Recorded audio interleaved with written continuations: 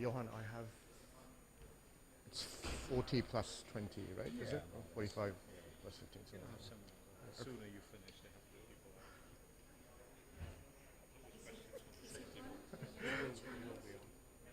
people.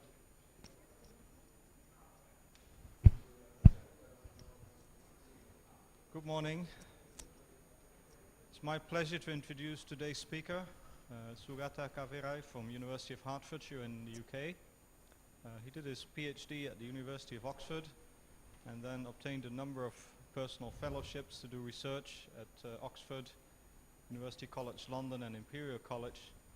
Then he won the Winton Award from the Royal Astronomical Society, which is awarded to the best research fellow in the UK in astronomy. And after that he moved to the University of Hertfordshire as a staff, as a lecturer, and he is now a reader or assistant professor at the University of Hertfordshire. So he's visiting us this week, talking about low surface brightness galaxies, and that's what his talk is about as well. So it's the low surface brightness galaxies, a new frontier in galaxy evolution studies. So thank you again for coming. thanks, Johan. Okay, so it's a pleasure to be here. And so as Johan said, the title of my talk is Low Surface Brightness Galaxies. So before I, is the volume too loud? Is it okay? No, it's okay? Okay, right. Okay, so I think the audience may be fairly mixed, right? Some of you guys are not working on galaxies, so I'll give you a short sort of primer on galaxy evolution, so just a general introduction. And then I'll tell you why these low surface brightness galaxies are important. So to give you a short summary of why this population is worth studying, when we study galaxy evolution, we study things that we can see, right? So when you look at a survey like the Sloan Digital Sky Survey, which essentially drives most of what we understand about galaxies today, the Sloan and all other surveys like Sloan has a surface brightness limit, essentially, right? So there's a limit beyond which you can't see objects. And that surface brightness limit determines not only our empirical understanding of galaxy evolution, but also the calibration of our theoretical models, right? So all our theoretical models are calibrated to galaxies which are above this surface brightness limit. So Sloan is quite an old survey, and many of the new surveys which are coming online, like LSST, are going to go far deeper. Okay, so for the first time, we're really going to have deep, wide surveys of the universe. And it turns out, as I'll show you, and as I'll try to convince you, hopefully, that the low surface brightness universe contains more of the baryonic stuff that you want to study. Okay, so all the empirical knowledge that we have of galaxy evolution and all the theoretical calibration that we've done for our models is based on a minority of the galaxy population in the universe, right? So you're in this kind of funny position where you think you understand a lot about galaxy evolution, but actually maybe you don't, because you're missing most of the galaxies in the universe. Why? Because the surveys that you're using, the wide surveys that you're using, these are the surveys which are driving the statistical understanding that you have, these surveys are actually not deep enough to show you most of the galaxies in the universe. Okay. All right, so let's start with a short introduction to galaxy evolution. So we think that the quantum fluctuations that you have, the primordial density fluctuations, are amplified by gravity, right? So when that happens over time, you get this kind of filamentary structure, right? So dark matter, as you know, dominates the gravitational potential of the universe, at least on large spatial scales. So this dark matter backbone essentially forms over time, right? So gravity is amplifying the quantum fluctuations. And then these dark matter hotspots, right? So the hotspots of density in the dark matter distribution, essentially, and we call them dark matter halos, right? So these halos form the sites where galaxies form, okay? So what happens is that you have gas, so the baryons fall into these dark matter density hotspots, right? And the baryons initially all gas, right? So gas falls into these dark matter hotspots. And then the gas, over time, turns into stars, right? So, and these are the stars that you see as galaxies at the present day, right? Now, initially the gas typically always has angular momentum, right? The gas is flowing in via these filaments, right? So this is a dark matter halo, which is going to form the site of a galaxy. And the gas will flow in via these filaments. So the gas that flows in typically has angular momentum, and so the gas settles in rotationally supported disks, right? So the first systems tend to be disk-dominated galaxies, right? So the gas is falling in, the gas has angular momentum, and if you have angular momentum, you tend to settle in a disk, right? So you form a disk-dominated galaxy, which is essentially rotationally supported, okay? So the early objects are these disk-dominated galaxies, and then the universe, of course, evolves over time, and as it evolves, three things happen. So there are three main changes to the baryonic content of the universe over time. So the first is that the star formation rate, it peaks around a redshift of 2 or 3, and then it decreases rapidly to a redshift of 0. Okay, so star formation peaks and then drops, right? So you can see in this plot here, the peak of the star formation rate density is around a redshift of 2, and then the star formation today is more than an order of magnitude lower than what it used to be at the peak. Okay, so star formation drops over time. The other thing that happens is that supermassive black holes grow, right? And these black holes essentially grow in lockstep with the star formation, right? So as you form stars, you also form the black holes, basically because the black hole formation and the star formation is fueled by the same thing, i.e. the gas, right? So when some gas enters your galaxy's potential well, some of it forms stars, but some of it also fuels the black hole, right? Reaches the central black hole, so the black hole grows in mass. So star formation peaks at a redshift of 2 and then drops, and it turns out that the black hole accretion rate density also follows the same pattern. Okay, so star formation and black hole go in lockstep with each other. And then the third big change that happens in the galaxy population is that the morphological mix of the universe changes, right? So what do I mean by that? Well, if you look at the structure of galaxies, the morphology of galaxies today, what you find is that, so this is Hubble's sort of famous tuning fork diagram. So what you find is that galaxies roughly divide into things which are spiral, right? So these guys on the right-hand side of the diagram, and things which are elliptical, okay? So things which are on the left-hand side of this diagram. Right, now these guys, the spiral galaxies, they are rotationally supported, right? So they have disks, they are rotationally supported, and the ellipticals are dispersion dominated, right? So that means that they're not supported by rotation, they're just supported by the dispersion of the stellar orbits, okay? So the stars in these galaxies are moving in chaotic orbits, so you can think of it like a hot gas, right? So the reason a hot gas doesn't implode under its own gravity is because the particles have pressure, right? Because they're moving chaotically. Okay, so these are the three main changes that take place over cosmic time, right? So as I mentioned, the cosmic star formation rate drops, and the reason it drops is because gas runs out, right? Gas is the fuel for star formation, so as the gas is being used up to form galaxies, the gas is running out. So either the gas runs out because it forms stars, or it can also run out essentially because it's ejected, it's heated up and it's ejected into the intergalactic medium. So it's in a phase which where it can't form stars, right? Because you need cold, dense gas to form stars. And as I said, star formation and black hole growth move in lockstep with each other. And so galaxy morphology, so as I mentioned, these galaxies on the right-hand side, which are spiral, have disks and they're rotationally supported. These galaxies on the left-hand side are ellipticals and they're dispersion dominated. Okay? And what we find is that the morphological mix of the galaxies changes over time. So things move roughly from the right-hand side of this diagram to the left-hand side of this diagram. Okay? So galaxies tend to move from being more rotationally supported to less rotationally supported and more dispersion dominated. Okay? And we think that the reason this happens is due to merging, right? So our galaxy formation paradigm is hierarchical, right? So we think that structure formation in the universe is driven primarily by gravity. Okay, so when you have when structures come together, when objects come together, so when you have a merger between two spiral galaxies, for instance, what happens is that the gravitational torques due to the merger will remove material which is on these rotationally supported, on these ordered rotational orbits, and they will essentially randomize these orbits. Okay, so when you randomize the orbit, you form something which is dispersion dominated, right?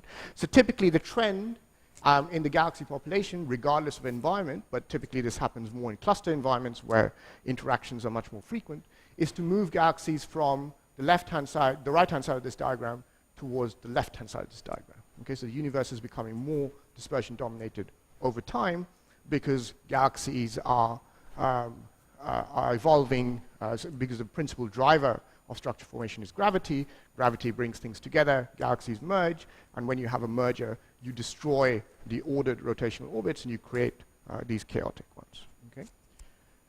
Okay, so that's a rough picture of how galaxies form, right? So star formation takes place, black hole growth takes place, and the morphological mix changes over time. And we think that's how you go from the primordial galaxy population to the galaxies that you see today. Okay, so while that's the general consensus of how galaxy formation proceeds, the devil is always in the details, right? So this is just a generic picture I gave you, but often the things that we don't understand are in the details of the galaxy, of how galaxies form, right? And the details are typically, or rather the things that we don't understand are typically the feedback processes, right? So when you form some stars essentially produce, they provide energetic feedback, right? So some stars will go off as supernovae on short periods of time. There will be stellar winds coming into the interstellar medium at all times, right?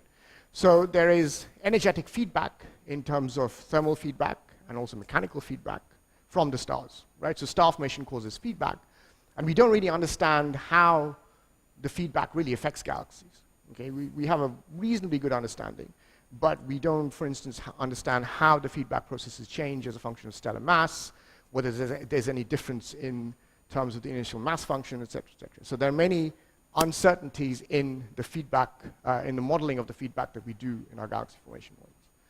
So even more uncertain is the role of AGN, right? So when you feed a black hole, right, so when stuff falls into a black hole, you convert the gravitational potential energy of the material which is falling in, and you can release it in jets, for instance, right? So the source of the jets that you see from active galactic nuclei, which are essentially black holes which have been triggered,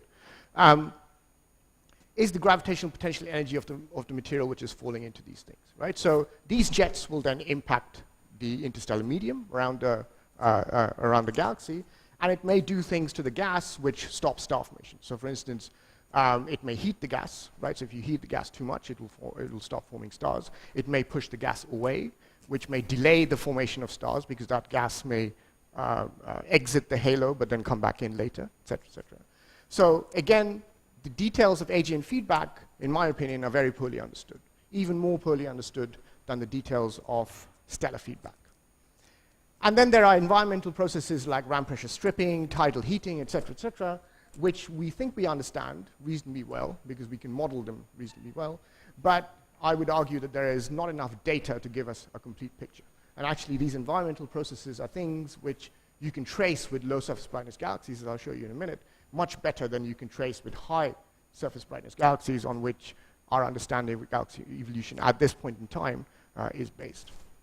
Okay, so one of the reasons why these low surface brightness galaxies are going to be important in the future is because all of these processes, in principle, are going to be much more sensitively traced using these low surface brightness galaxies.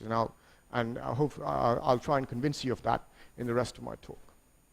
Okay, so that's all fine, right? That's how we see the universe evolving. So how do we model a galaxy formation? So in the past, well, in the last 2 decades, galaxy evolution modeling was done mainly via semi-analytical models. Okay, so what people used to do was that they used to build a dark matter backbone, right? So essentially you take an n-body simulation, and so you have a large number of particles, dark matter particles, and you evolve this set of dark matter particles via Newtonian gravity. Okay, so you imprint the initial perturbations at high redshift, and you just let the simulation go.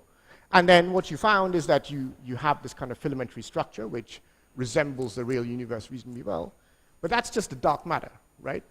So when you can't study the dark matter directly, of course, you can only study galaxies. So the way galaxies were imprinted on this dark matter backbone was using these semi-analytical recipes, right? So for instance, you know that the Schmidt-Kennicott law tells you roughly how many stars are formed given a certain amount of gas or gas density. So you use that to essentially build up the stellar mass of your galaxy, right?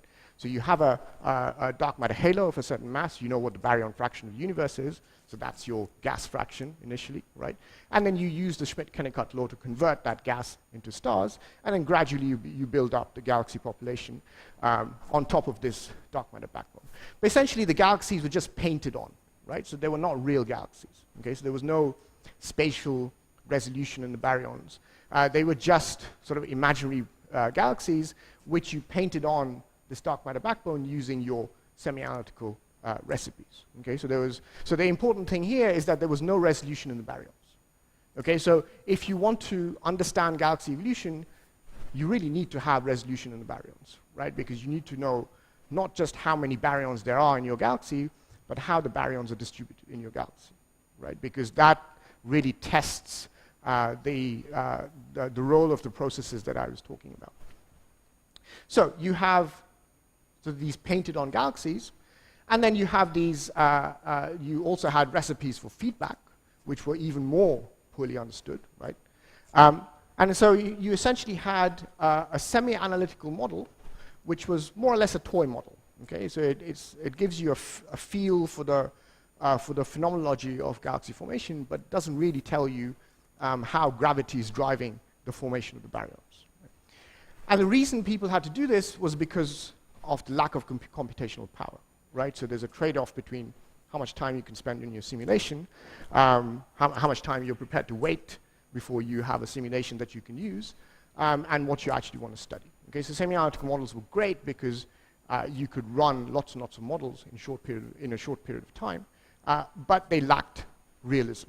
Okay, so the current state of the art is to do full hydro simulations, right? So what does that mean? It means that now you are evolving the baryons and the dark matter at the same time, right? Together, self-consistently, right? So you're no longer painting galaxies on your dark matter backbone. You actually have your gas particles, your star particles, your dark matter particles in the same box. And these things are evolving via Newtonian gravity together, okay? So the advantage of this simulation, of course, is that it's more realistic, right? So this is a mock image.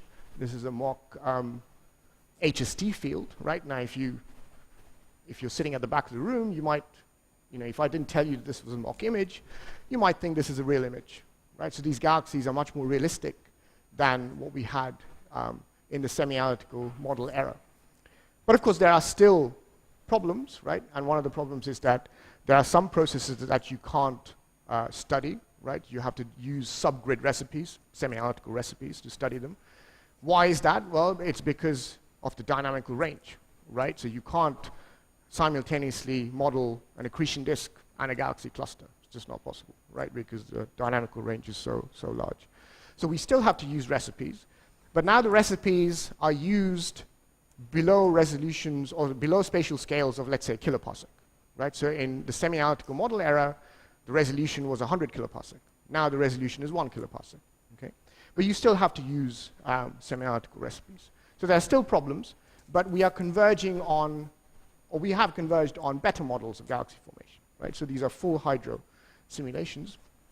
Okay, so this is an example. So I'm going to talk more about this simulation, Horizon AGN, because I'm going to use this in the rest of my talk. So you might have heard of other simulations of this kind. So there's one called Eagle, there's one called Illustris. So all of these simulations are fairly similar. So they typically have 100 megaparsec a box, right? So the box size is 100 megaparsec on the side. The spatial resolution is about a kiloparsec, okay? So a kiloparsec is better than 100 kiloparsecs, of course. But of course, you're not resolving the scale height of disks, right? Milky Way scale height is 0.3 kiloparsecs, so you're still not really resolving the internal properties of disks very well. And the stellar mass resolution is about 10 to the 8. Okay, so everything that I'm going to tell you about in the rest of my talk in terms of low surface brightness galaxies is 10 to the 8 and above. Okay, so this is the high mass end of the low surface brightness galaxy population. So when Nacho and Johan and his group study low surface brightness galaxies, many of your galaxies are actually lower than this mass. Okay, but the assumption I'm going to make is that the way the processes that are driving low surface brightness galaxy formation operate may be scale free. right? So we can still understand something about the processes by looking at the high mass end of the low surface brightness galaxy population. All right, so do these models actually work? Well, yes. So the agreement with galaxy and black hole properties is pretty good in this simulation.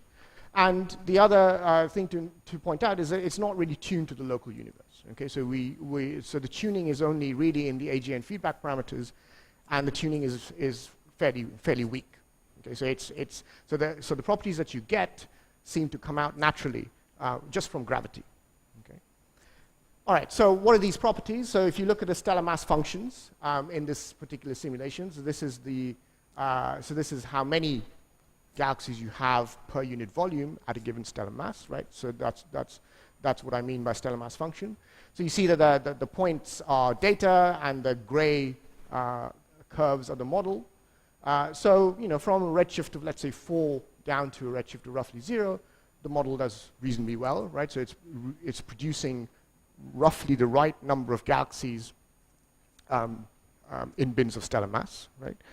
Then if you look at the star formation main sequence, so the star formation main sequence is defined as, so it's a plot where you plot the star formation rate on the y-axis and the stellar mass on the x-axis. You can see that the simulated galaxies, which are shown by the 2D histogram, roughly follow the star formation main sequences from the data, which is shown by the points. Okay. Now these star formation main sequences, you might think, well, there's an offset here, this is not quite right, but this is a lot better than what you could do with semi-analytical models, right, without any tuning. Okay. And then the main thing, I guess, is the cosmic star formation history, right? So this is redshift on the x-axis, and this is the cosmic star formation rate density, if you like, right? The star formation rate per unit volume, integrated over all the galaxies, which are more than 10 to the 8 in stellar mass. And you see that the simulation reproduces the observations, which is in gray, reasonably well. And this reproduction is actually hard to do. Okay, so for people who work in these models, this is not a bad reproduction. All right, so in the rest of the talk, what I'm going to do is I'm going to use this simulation to study low surface brightness galaxies. Okay, so we have a simulation which seems to work reasonably well, right? It reproduces to a reasonable degree some of the key properties of galaxies: mass function, stellar mass, star formation rate, main sequence, cosmic star formation history, etc., etc. So we have something which is reasonably well calibrated, right, to the local universe.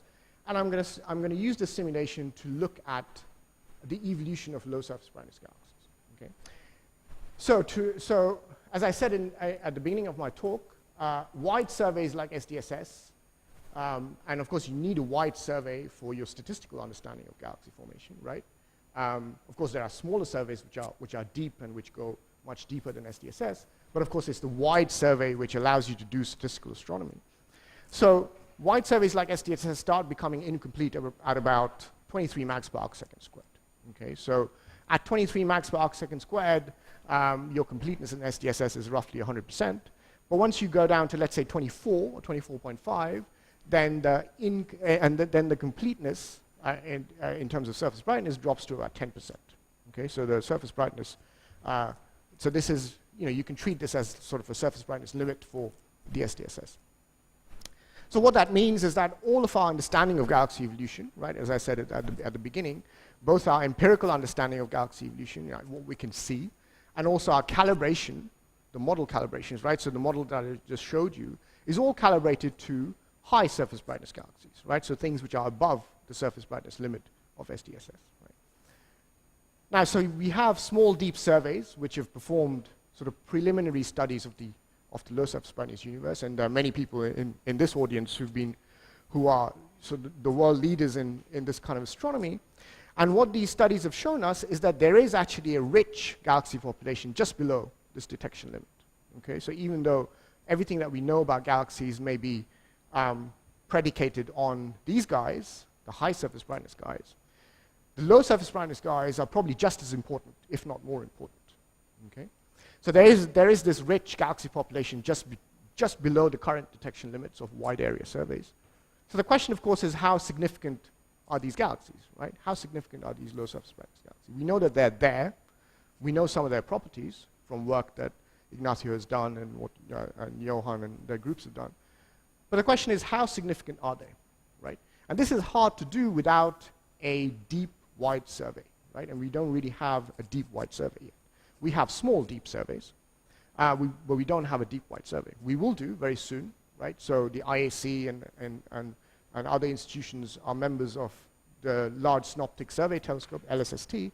LSST is going to give us a survey which is half the sky and 6 mags deeper than SDSS, right? So for the first time, you will really have the low surface brightness regime over a wide area of sky, right? But that's going to be a few years in the future, right? So this study is possible only in a simulation right now, right?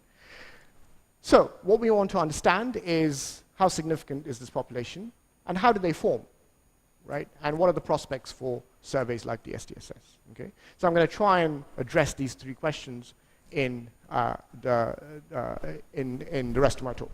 Okay, so for the purposes of this talk, of this study, I'm going to split my galaxies into 3 groups, okay? So I'm going to have the high surface brightness galaxies, right? So these are things which are above the detection limit of SDSS. Then I'm going to have sort of an intermediate population, which we call classical low surface brightness galaxies. So these are things which have been studied in these small, deep surveys, right? And then we have another class of galaxies, which I'm going to call the ultra-diffuse galaxies. So the ultra-diffuse galaxies have been, these guys are the low surface brightness end of the low surface brightness galaxy population, if you like. Okay, so there are more extreme low surface brightness galaxies. So in most of what I'm going to show you, I'm going to compare these guys to these guys. Okay, and what you'll find is that these guys are kind of intermediate between the two, which is what you expect. Okay, but the main discrepancies are going to be between the high surface brightness galaxies and the ultra diffuse galaxies. And when I talk about low surface brightness galaxies as an umbrella term, I'm essentially talking about things which include both this classification and that one, right? So anything which is fainter than 23 mag spark second squared is a low surface brightness galaxy. All right, so what am I going to do? I'm going to study the redshift 0 properties of these low surface brightness galaxies, and then I'm going to compare them to the high surface brightness population. I'm going to try and identify the properties where they diverge, right? What are the properties which actually drive the divergence in the high and the low surface brightness galaxy populations? And then once I've identified these properties, I'm going to try and trace the redshift evolution of these properties, and then I'm going to try and work out what processes could be operating that create these low surface brightness galaxies, right? So why do you have, so let's say you have 2 galaxies which both have the same stellar mass at the present day. Why is one a low surface brightness galaxy and the other happens to be a high surface brightness galaxy, right? So why is there a divergence in the galaxy population? All right, so let's look at the significance of these galaxies first, right? So the basic things we are interested in are what is the contribution of the low surface brightness galaxy population to the mass density, to the number density, to the luminosity density, right? So if you look at it, then this is the surface brightness function, if you like, right? So I'm plotting surface brightness on the x-axis and the number density of galaxies that have that surface brightness on the y-axis. Now you can extrapolate this mass function, so I'm not going to go into details of the extrapolation, but remember that the mass resolution of the simulation is 10 to the 8, right? But you can extrapolate the mass function, right? Because you know roughly what the Schechter function looks like. And you can extrapolate the mass function down to, let's say, 10 to the 7, and that's what's shown by this dashed line. And then ask the question, what is the contribution of galaxies above 10 to the 7 to the mass density, luminosity density, number density? So if you do that, what you find is that more than 80% of galaxies above a stellar mass of 10 to the 7 are low surface brightness. Okay, so low surface brightness galaxies dominate the number density of the universe, right? So if you want to understand galaxy evolution, you really have to understand these galaxies. Okay. What about the mass density and the luminosity density? Well, as you might expect, the contribution is a minority, right? So about 10% of the mass density and 10% of the luminosity density of today's universe is contributed by galaxies in this low surface brightness regime. That's not surprising, right? Because they're low surface brightness. However, the number density, in the number density, they dominate, right? So if galaxies are sort of a unit of baryonic mass, then you need to understand the low surface brightness galaxies, right? Or put it another way, if your models are not calibrated on 80% of the galaxy population, then you don't know if your models are right, quite frankly, right? And I say this as a pseudo-theorist, okay? Yeah.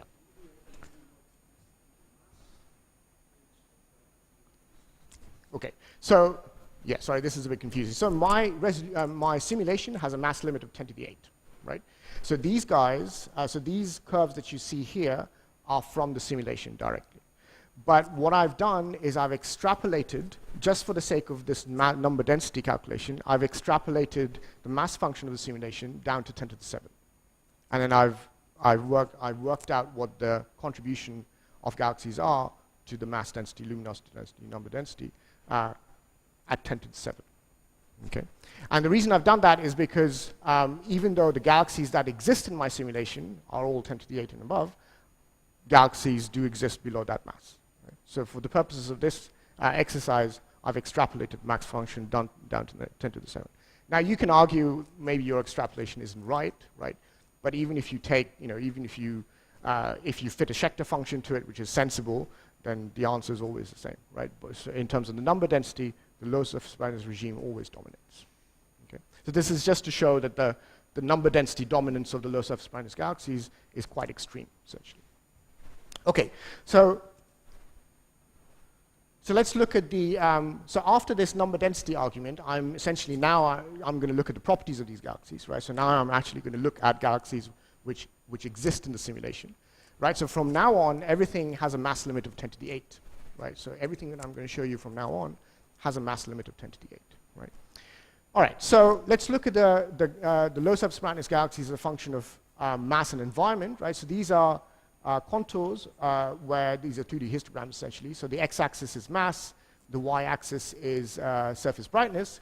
So what you find is that at a fixed stellar mass, there are many more low surface brightness galaxies in denser environments, right? So if you look at all environments, the distribution is bimodal, right? So there are two peaks. There's one peak here, but when you split the galaxy population in terms of local environment, right? So when you look at the field, this peak dominates. And then as you go to higher densities, right? When you go to clusters, this peak dominates, right? So at fixed stellar mass, there are many more low surface brightness galaxies in denser environments. Now, of course, only 10% of galaxies actually live in clusters, right?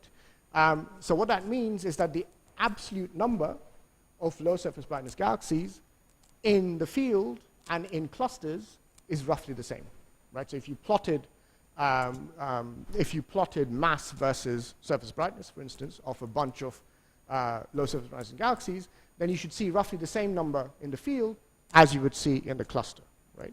Now in the clusters, the fraction of low surface brightness galaxies is higher at a fixed stellar mass, but the total number of galaxies that live in clusters is quite small, okay?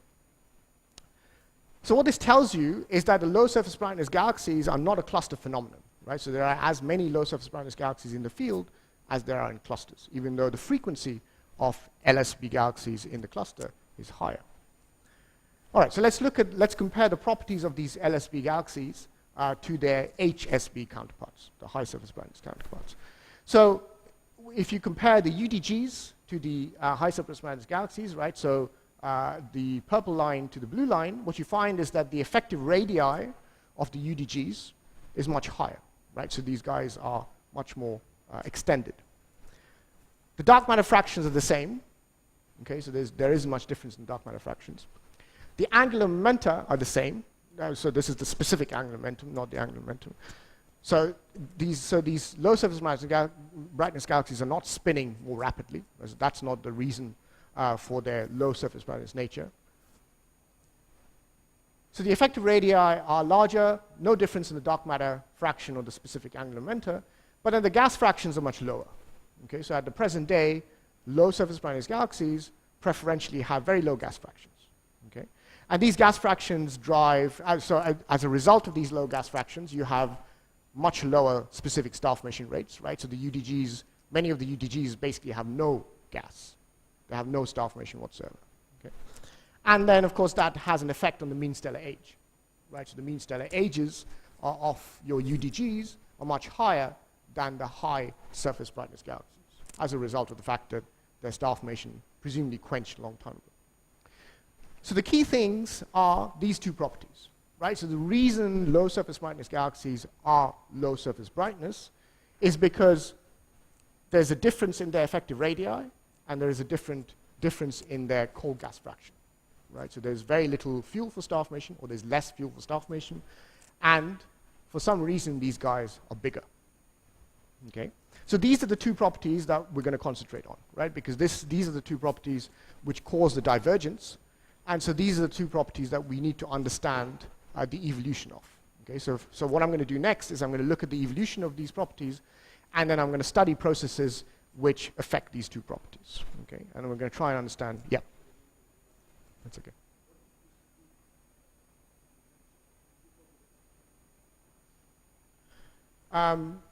It's similar. Yeah. So okay. So that's an excellent question. What I should have mentioned is that in everything that I'm showing you from now on, I'm using a mass-matched sample. Okay. So what I've done is the population of UDGs and let's say high surface brightness galaxies have the same mass distribution, right? So we've matched it in mass first, and then that allows us to remove the effect of stellar mass, which is what you were driving at. Yeah. Okay.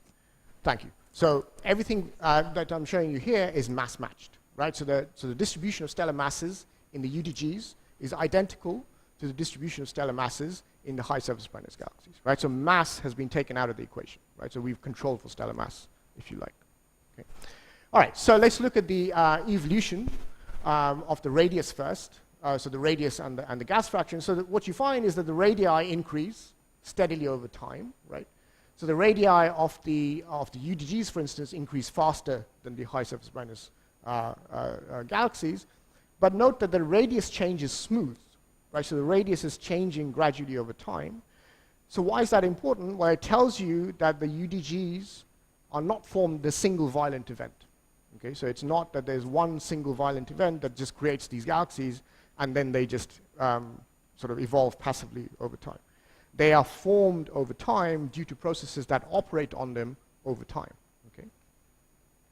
All right, so the other interesting thing is that the field UDGs and the cluster UDGs, so the field UDGs are shown with using the dashed line, have very similar radii. Okay. So the properties of the field UDGs and the cluster UDGs are very similar today, both in terms of their radius today and also in terms of their gas fraction, actually. All right. So whatever process is creating these objects is not cluster specific, right? So you don't have to be in a cluster to be a UDG, essentially, right? So whatever process is driving the creation of these UDGs operates across all environments, right?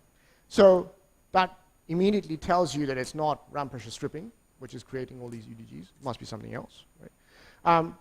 And so the takeaway point here is that it's not cluster specific, right? So you don't have to be in a very dense environment to be a UDG, right? Or low surface brightness galaxy. Now, the other interesting thing is when you look at the progenitors, so this was also fairly obvious in these plots, but what I'm showing you here is the same information, essentially, but in condensed into one plot. So this is the effective radius, and this is the cold gas fraction.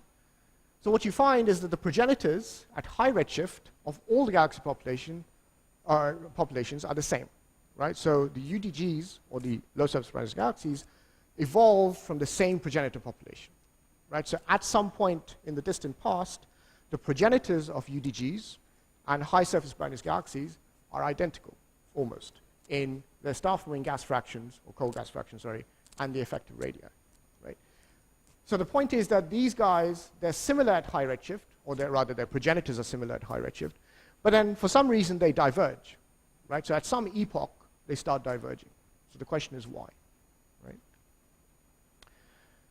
So what about the density profiles, right? So we know that the effective radii are larger. So that immediately tells you that, if you have the same stellar mass, but you have a larger effective radius, well, then your profiles must be shallower, right? They must be flatter. So of course, when you look at the simulation, you find the same thing, right? So this is the log density profile, right? So this is this log rho divided by log r. So it's just the slope of the profile. And what you find, as you would expect, is that both in the stars and in the gas, your UDGs have much shallower profiles, right? They're much flatter.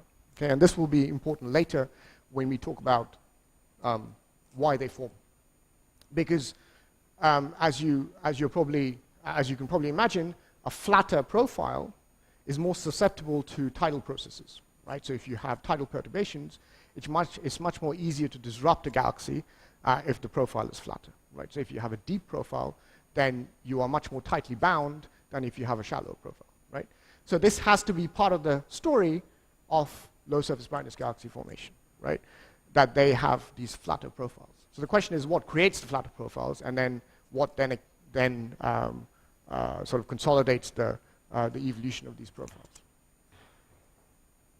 Okay, so let's try and get a sort of qualitative handle on the processes that might create these galaxies, right? So these are UDGs, these classical LSBs, and these are high surface brightness galaxies, right? So what I'm plotting here is the change in gas, the rate of change of cold gas on the x-axis, and the rate of change of stars on the y-axis. Okay, so this is a collection of everything that happens over all time steps, right? From redshift of 4 to redshift of 0, right? This is just to get a handle on what kind of processes might be important. So if you're in the upper left quadrant, then your gas is decreasing, but your stars are increasing, right? So you're forming stars, star formation, right? You're using up the gas, but you're forming stars. If you're on the upper right quadrant, then this is merging, right? Because you're increasing your stellar content and your gas content. If you are in the lower left quadrant, you are losing stars and you're losing gas, right? So that's essentially tidal stripping. And then in the mergers quadrant, if you are close to the y-axis, then your merger is dry, right? It doesn't have much gas. And then if you are on the x-axis, then on the left-hand side of the x-axis, you're essentially just stripping gas, right? So your gas is dropping, but your stars are staying the same, right? So you're just stripping the gas. And of course, on the other side, the reflection of that is gas accretion. Okay? So just by looking at where the galaxies lie in this parameter space, you can get a feel for what kind of processes you are talking about in terms of the formation of these UDGs. Right? So if you compare these guys to these guys, what you find is that the high surface brightness galaxies avoid the regions where there's a lot of gas stripping and stellar stripping, and they tend to lie in the region where there are mergers and star formation. Right? This is kind of what you expect. But if you look at the UDGs, then the UDGs have much, much more gas stripping, and they also have a lot more stellar stripping. Okay? So gas stripping and stellar stripping are going to be important for these processes. So there are processes which create the UDGs which must strip the gas or heat the gas, and they must strip the stars too. Right? So this has to be some sort of tidal heating process. Right? So there's one process, or there must be a small number of processes which do both. So it kind of indicates that it's tidal heating. All right, so let's look at these processes in turn. So let's look first at stellar feedback, right? So remember that the profiles are flatter, right? So the first thing we need to understand is why the profile is flatter, right? Because the flatter profile clearly has an impact on the evolution of these galaxies. Now, if you look at the formation of these low surface brightness galaxies, let's say the UDGs, what you find is that their star formation is much more rapid at high redshift. Okay, so T50 is a quantity which tells you how quickly you can form half of the stellar mass in your galaxy. Right. So what we find is that for the UDGs, 80% of their mass is already in place by redshift of 1.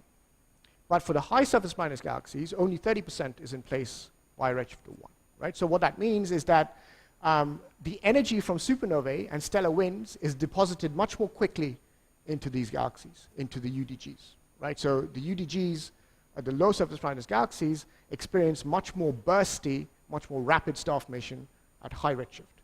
That rapid star formation produces more intense supernova feedback. And we think that that's the supernova feedback which flattens the galaxy potential well. Okay? So it flattens the gas density slope, but it doesn't quench star formation, right? So the supernova feedback is not strong enough that it completely kicks out all the gas, right? So the gas is still there, but the profile has been made flatter. Now that gas will then form stars, right? And so what that flat flatter gas profile will create is a flatter stellar profile. Right? And it's that stellar profile which is then more susceptible to processes like tidal heating, ramp pressure stripping, etc., etc. So we think that the trigger for the creation of these low surface brightness galaxies is a flattening of the gas profile due to more intense supernova feedback at high redshift. Why? Because the star formation histories of these UDGs are more bursty, right? So it just happens to be the part of the galaxy population where the star formation histories are more bursty.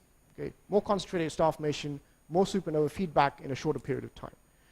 That supernova feedback essentially flattens the galaxy potential, the gas density profile, and then that flatter gas profile creates a flatter stellar profile, right? So now you essentially create something which has a flatter stellar profile, and now that object is going to be much more susceptible to things like tidal processes, tidal heating, ramp pressure stripping, etc., etc. What about AGN feedback, right? I talked to you right at the beginning about different types of feedback processes, so I said there was stellar feedback, AGN feedback, etc., etc. Now the AGN feedback is roughly the same. Okay, so there's no difference in the way AGN feedback energy is being injected into these progenitors at high redshift. Okay, so it's not likely to be AGN feedback. Now you might say, well, what about angular momenta, right? So you've shown me that the angular momenta of these galaxies today is the same. What about the angular momenta of the progenitors? So we've looked at the angular momenta of the progenitors, and we find that the angular momenta of the progenitors at a redshift of 3 are also roughly the same. Okay, so it's not the fact that these galaxies were just born that way with a flatter gas density profile, right? So they are born in the same way as their high surface brightness galaxy progenitors, but something flattens the profile, and that something seems to be stellar feedback.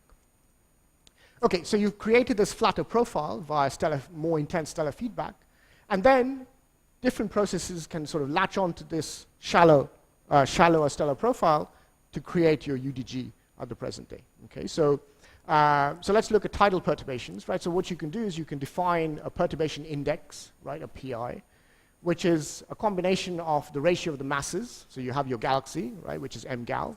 You have another object nearby, which is mi. And then you essentially have the ratio between the masses and then the cube of the ratio between the radii, right? So essentially this is the distance of this galaxy from the galaxy in question, and this is the effective radius of your galaxy, right? So this is just a volume term. So the higher this number, the more tidal perturbations you experience, okay? So what we find is that the field and cluster UDGs experience much higher tidal perturbations than high surface brightness galaxies, right? So over cosmic time, if you integrate over cosmic time, because this is an integrated integral quantity, what you find is that the cumulative PI in UDGs is 3 orders of magnitude higher than the high surface brightness galaxies, right? And the fact that the field UDGs and the cluster UDGs experience the same amount of perturbation sort of tells you that this must be the main driver of UDG formation, right? Because you know that it's not a cluster-specific phenomenon. The process that creates these galaxies is not cluster-specific. So this is the best candidate, right? So the tidal perturbations are likely to be the main driver of UDG formation, right? So because you know that the field and cluster UDGs show similar radii and similar cold gas fractions today, okay? And so whatever creates these galaxies is not tied to the local density, right? So there must be, so you're looking for a process which is not tied to the local density, right? It's not cluster specific, so you don't have to be in a cluster to experience this process. And it has to leave you with the same radii and cold gas fraction at the current day, right? So the only process really which can do this is tidal heating, right? So you're heating the gas and the stars, right? And this tidal heating is essentially expanding your stellar distribution, and it's also heating up the cold gas, so it can't form stars anymore. Right? So what about ramp pressure stripping? Well, ramp pressure stripping must play a role, right? Because we know that ramp pressure stripping is important in cluster environments. And of course it does. So if you integrate the ramp pressure, which is just rho v squared, right? If you integrate it over time, what you find is that the UDGs have much higher ramp pressure. They experience much more ramp pressure than the high surface brightness galaxies. Okay. And of course, in the field, UDGs experience much less ramp pressure. So ramp pressure can't be the process which is driving UDG formation.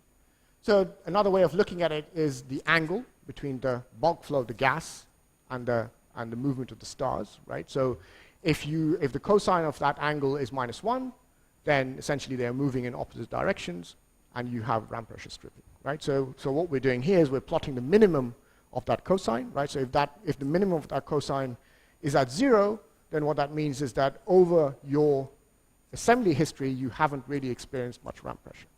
And if it's -1, then it means that at some point in your history, you have experienced strong ram pressure stripping, right? So as you can imagine, as you would expect, for the UDGs, there's much higher ram pressure stripping than there is for the high surface brightness galaxies. Okay, so the field UDGs do not undergo much ram pressure stripping, but have the same radii and gas fractions today. So as I've argued all the way through this talk, ram pressure stripping is not the dominant driver of UDG formation, right? Because ram pressure stripping is a cluster-specific process, right? Ram pressure stripping takes place more in clusters, in dense environments, than in the field. Okay, so I think, so that's the picture that we have, right? This is a picture which is still developing. So let me just finish off by showing you one slide on what next, right? So we think we understand why some galaxies end up as low surface brightness galaxies at the same stellar mass, right? So as I've shown you, we think it's because supernova feedback, because their star formation histories are more concentrated, more bursty, more supernova feedback per unit time at high redshift. This flattens the galaxy density slopes, which then creates a shallower stellar slope, and then tidal processes and ram pressure stripping become more efficient at increasing the size of these galaxies and removing the gas.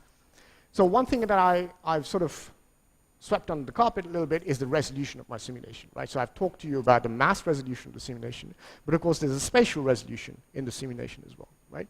And if you remember, I told you that the spatial resolution of my simulation is about 1 kiloparsec, right?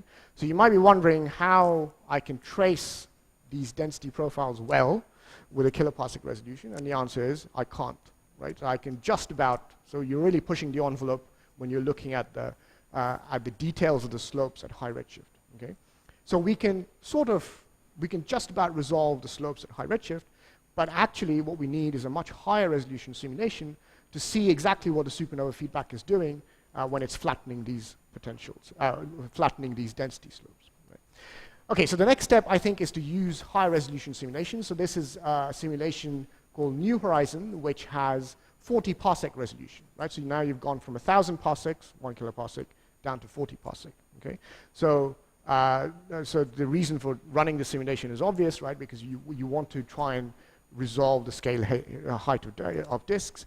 But what we're doing now is we're using the simulation to really try and drill down into the details of why, or how and why supernova feedback actually expands these gas density slopes. And of course, the next obvious step is calibration, right? So as I said to you right at the beginning, the calibration of our theoretical models is based on high surface brightness galaxies, right? But in the next few years, we're going to have surveys like LSST. So LSST is a 10-year survey, but of course LSST commissioning data will be available in 2020. And LSST commissioning data will give you sort of a stripe 82 type of area down to a depth which is 6 mags deeper than SDSS, right? So it's good enough to do sort of statistical astronomy. Not as good as the full LSST survey, of course, but it's good enough. So I think the next steps, so our plan is to team up with the groups at the IAC, because you guys have the best machinery at this point in time to look at those low surface brightness galaxies. So the next step, of course, is to confront these models with this kind of data, right? And to calibrate, to create a new generation of galaxy formation models, which actually explain not just the tip of the iceberg, which is the high surface brightness galaxy population, but a more complete sample of galaxies, which includes the low surface brightness population. Okay, so I'll summarize. So the main points are that low surface brightness galaxies dominate the number density of the universe, right? So if you want to understand galaxy evolution, you really have to understand statistically how these galaxies form and evolve, right? Unless you do that, you don't really have a good understanding of how the baryonic universe forms. So I've shown you that these low surface brightness galaxies are low surface brightness because they are diffuse because of larger effective radii and lower cold gas content, right? They are not diffuse due to higher spin or dark matter anomalies, right? So typically that's not the case. It's been suggested by some studies in literature, but that's not the case. I've shown you that the radii and gas fractions increase smoothly, right? So these galaxies are not forming in single violent events at high redshift. And then I've argued that the formation trigger, so the trigger is more intense supernova feedback at high redshift. And the reason you have this more intense supernova feedback at high redshift is because you have more bursty star formation histories, right? So for some reason, these galaxies, or the progenitors of these galaxies, happen to be the ones where star formation is just more bursty. Okay. So once you have this more intense supernova feedback, you produce flatter galaxy density slopes. This gas then forms stars and forms flatter stellar density slopes. And these flatter stellar density slopes, or the systems that have these flatter stellar profiles, are more susceptible to things like tidal heating and around pressure stripping. Right? Why? Because it's a shallow gravitational potential well, and so the stuff is just more weakly bound. Okay? So what happens after high redshift is that these processes sort of latch onto these shallower slopes, and then they essentially amplify the effect of the supernova feedback. Right? So the tidal perturbations take these shallower stellar slopes and stretch them further, and then they heat the gas and they remove the star-forming gas content. Okay? In clusters, you have an additional process, which is ramp pressure. So ramp pressure is not the main process of UDG formation, but it is an additional process, a secondary process, if you like, which assists in the removal of gas. Okay? So ramp pressure stripping is important in clusters, but ramp pressure stripping is not the main driver of low surface brightness galaxy formation. The main driver is tidal heating. Okay? So supernova feedback creates these flat stellar profiles, and then tidal heating essentially does the rest, and then it creates this population of diffuse sort of red and dead galaxies at the present day. Okay. And there's much more, as I showed you, there's much more to investigate, and there's tons of data coming in the next 2 years. So this is going to be one of the most exciting fields of galaxy evolution studies, I think, in the next decade for sure. Thank you.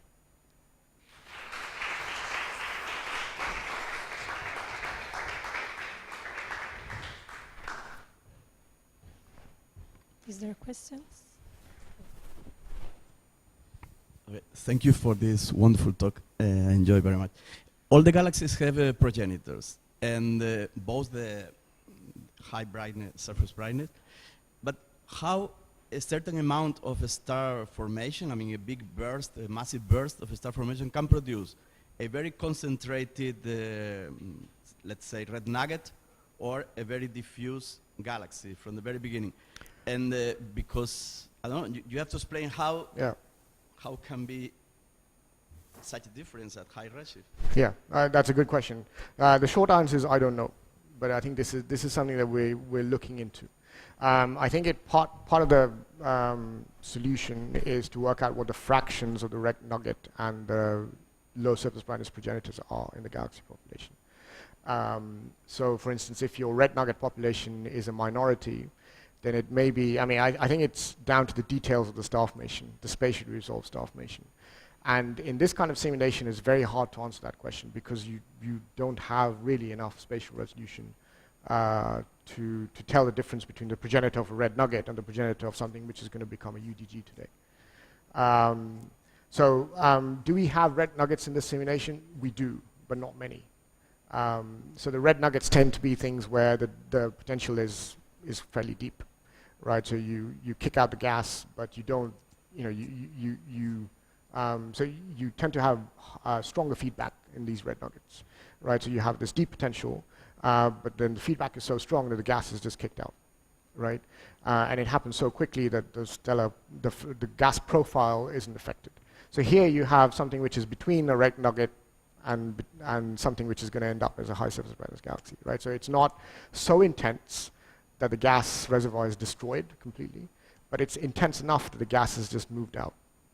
And then that gas still forms stars, right? How the gas can comes reach in. to the very core Exactly. of the galaxy? Or Exactly. At some level, it has to do with the gas accretion physics. That's exactly right. I would argue that this kind of simulation doesn't have enough resolution to really tease out those details. But that's the kind of thing we're working on with the high resolution simulation.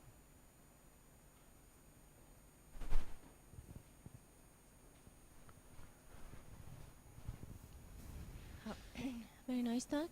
So my question is that what's the typical mass of these LSBGs? So aren't they low mass galaxies? So in the analysis that I've shown you, as I said at the beginning, I essentially matched everything in mass, right? So by definition, I don't have a difference in mass between the high surface brightness galaxies and the low surface brightness galaxies. Now, so going back to this plot here, right? So it's not just a mass difference. It's a difference in this 2D plane, right? So you can see that if you become so the more massive you are, the less chance of being a low surface brightness galaxy, right? Because you just have more mass per unit area. So typically, your low surface brightness galaxies will be less massive. Yes, that's true. But it's highly dependent on what kind of environment you're in, essentially. So it's a function of both mass and environment. Yeah, I remember that you mentioned 10 to 8 solar mass. Yes, so that's the limit of the simulation. Is the limit, or you mean the upper limit or lower limit? So that's the lower limit of the simulation. So you have higher masses than that? Yes, or? yes. Yeah? But we don't have low masses. So one caveat, or one caveat of this analysis is that a lot of the observational work on UDGs has been done on galaxies which are lower in stellar mass or have lower stellar masses than 10 to the 8. But in the simulation, you just don't have those galaxies, essentially. It's just like a survey, right? I mean, it's just Okay. So because the 10 to 8 solar mass looks like dwarf galaxies. Yeah. And so my question is that how one can be sure that first, how we get the AGN feedback for these, because if they are so low mass, so it's not expected that they have AGN right. at all. On the other hand, so if they are dwarfs, how you distinguish them from the satellites, I mean the galaxies, which are actually active, having the tidal interaction with the other galaxy, yeah? So how you can distinguish? Right. Okay. So to answer your first question, I think AGN feedback definitely happens in dwarfs. So I think there are papers. There've been recent papers which have looked at the presence of black holes in dwarf galaxies. So I think the fact that AGN feedback hasn't been studied in dwarf galaxies in the past is more a selection effect than the fact that they don't exist. So I think AGN feedback is plausible in dwarf galaxies because to build a black hole, if you have a black hole in a dwarf galaxy, to build that black hole you must have released a huge amount of energy, right? I mean that energy has to have gone somewhere. So I think AGN feedback is plausible in dwarfs. To answer your other question, some of these low surface brightness galaxies, they are satellites. Yeah, most of them are actually satellites. They are satellites which are embedded in bigger halos, right? And that's why in the ones which are in clusters, they undergo around pressure stripping. So most of these galaxies are satellites. I mean, the ones which are in the field are centrals, right? So they are not satellites or other halos. But anything which is in a group or which is in a cluster is going to be a satellite almost by definition, right? So if you look at the numbers here, you have 4,000 in the clusters and 12,000 in groups. So all of these guys are satellites. Okay. Right, they are. And then my next question is about the quenching. So by quenching, you mean that the galaxy should not have cold gas? Yes. Or can have also cold gas, but it is inefficient information of this. So when I say quenching, so if I'm talking about star formation rate, then I mean a lack of cold gas, yes.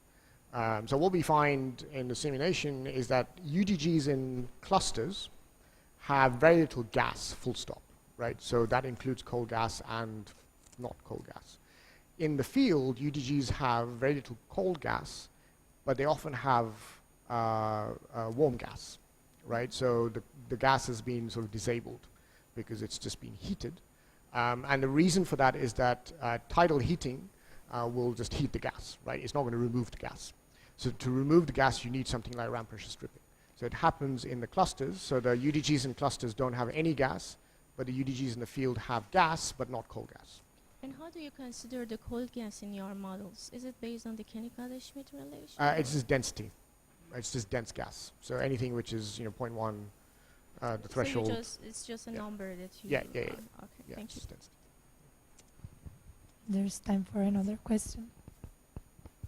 Yeah, I have a question connected to the size of the galaxies, of the ultra-diffuse galaxy that you have, because you have shown that they have a peak at around 5 kiloparsecs for your sample. And however, observationally, we see that finding 5 kiloparsec is extremely rare. So you can find some 2-3 galaxies, but most of them are between 1.5 to 3 kiloparsec. Yeah. So Okay. I was wondering whether the simulation is not a little bit at the limit in terms of spatial resolution, so you can have problems connected to numerical heating or something like that? Yeah. So I think the answer is yes, almost certainly. The simulation, all of the stuff that I've shown you is pretty much at the edge of what we can do with simulations. So this is the, so for UDGs in the simulation which have masses of greater than 10 to the 8, the median is about 5 kiloparsec here, right? So, but if you look at, okay, so here, so this plot here, I'm plotting the high surface brightness galaxies and the UDGs from the simulation itself, right? So this is the region of the simulation that this is the region that the simulation can't access, right, which is below the mass limit of the simulation. So what you find is that these guys have lower effective radii. Yes, that's right.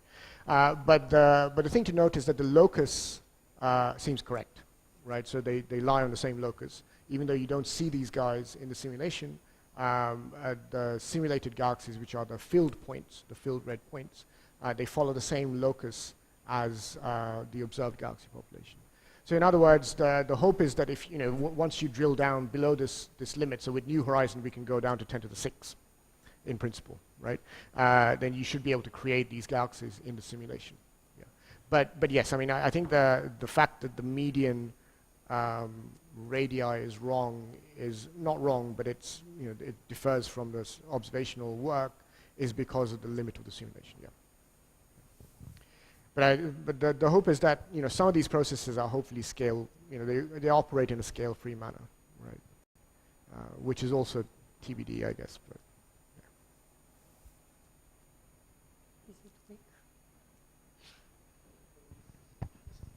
Do you have a prediction for the metallicity of the gas and stars? And yes, I don't phases? have a plot. I can find it for you. I don't know what the metallicity are. Very sure. Well, so we ran out of time, and let's thank the speaker again. Thank you.